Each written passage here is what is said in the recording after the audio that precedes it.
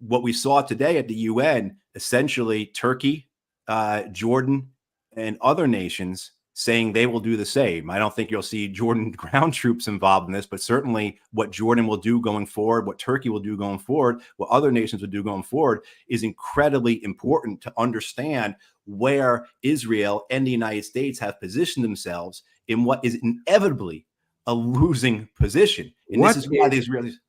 What did the president of Turkey and the king of Jordan say today at the UN that you heard them say concerning this conflagration with Israel?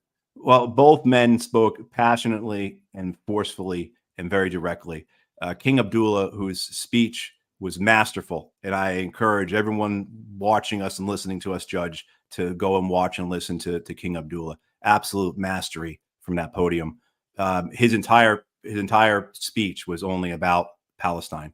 But both men spoke in a manner and used words that I have not heard before in terms of being able to understand them as a call to arms against Israel. They essentially both start out with stating how the UN has failed, not just failed, that is being deliberately attacked by Israel, as well as just undermined by the United States, and essentially saying we need to take matters into our own hands. And I want to read, I'll paraphrase what Erdogan said, and he got tremendous applause for this.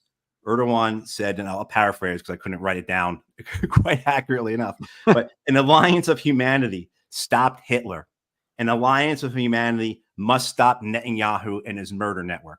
And he got tremendous amount of applause at that. He also then went on to speak about how using the UN's own resolution, its own powers under the Unity for Peace Act, that they should assemble a force to do something about the situation. King Abdullah was equally direct.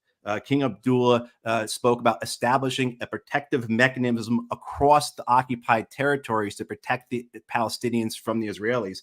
And he called on nations to enforce a humanitarian gateway into Palestine. I mean, so hearing those words from these two